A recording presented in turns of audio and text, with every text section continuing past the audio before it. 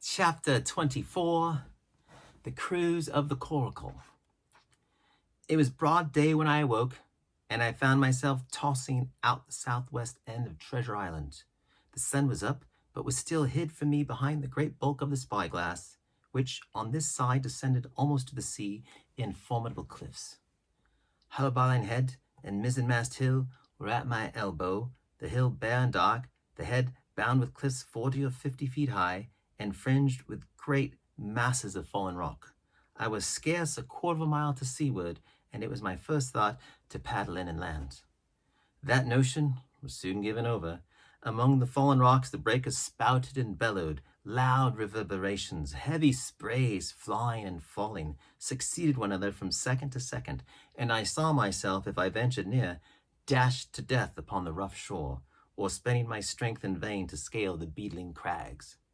Nor was that all, for crawling together on flat tables of rock, or letting themselves drop into the sea with loud reports, I beheld huge, slimy monsters, soft snails, as it were, of incredible bigness, 2 or 3 score of them together, making the rocks to echo with their barkings. I have understood since that they were sea lions, and entirely harmless. But the look of them, added to the difficulty of the shore and the high running of the surf, was more than enough to disgust me of that landing place. I felt willing rather to starve at sea than to confront such perils. In the meantime, I had a better chance, as I suppose, before me. North of Haulbowline Head, the land runs in a long way, leaving at low tide a long stretch of yellow sand. To the north of that again, there comes another cape, Cape of the Woods, as it was marked upon the chart, buried in tall green pines which descended to the margin of the sea. I remembered what Silver had said about the current that sets northward along the whole west coast of Treasure Island, and seeing from my position that I was already under its influence, I preferred to leave Haulbowline Head behind me and reserve my strength for an attempt to land upon the kindlier-looking Cape of the Woods. There was a great smooth swell upon the sea, the wind blowing steady and gentle from the south. There was no contrariety between that and the current, and the billows rose and fell unbroken. Had it been otherwise, I must long ago have perished, but as it was, it is surprising how easily and securely my little and light boat could ride.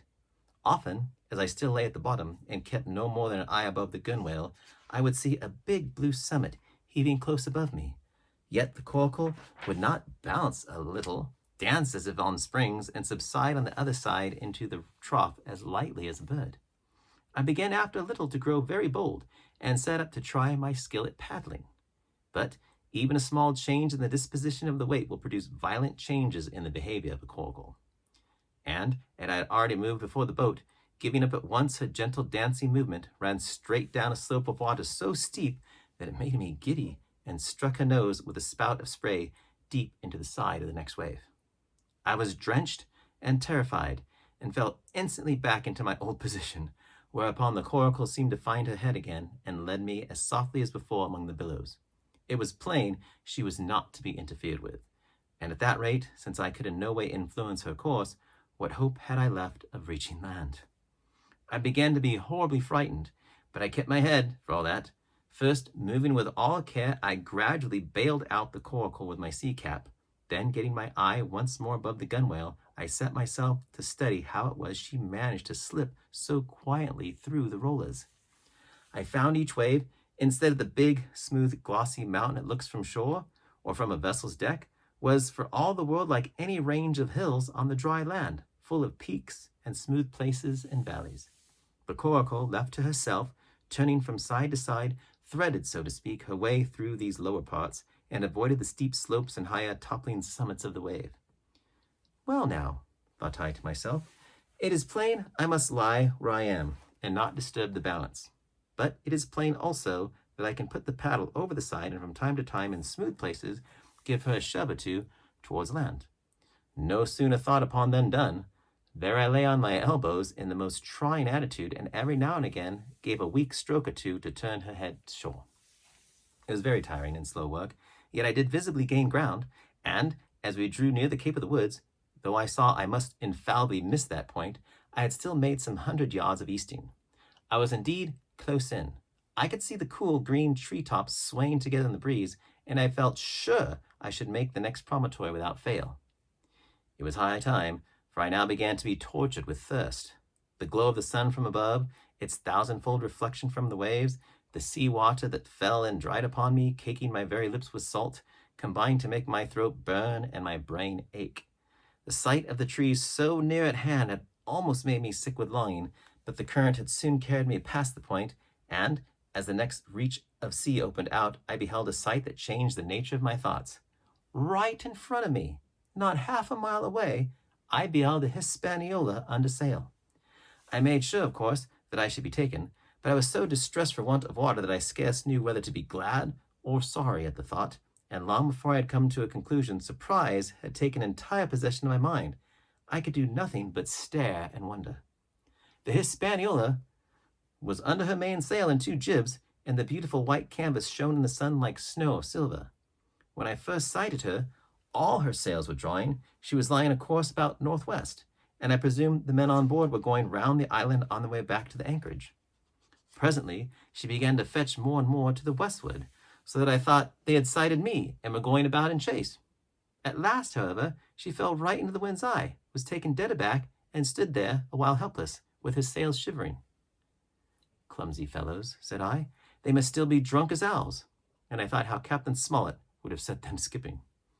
Meanwhile, the schooner gradually fell off and filled again upon another tack, sailed swiftly for a minute or so, and brought up once more dead in the wind's eye.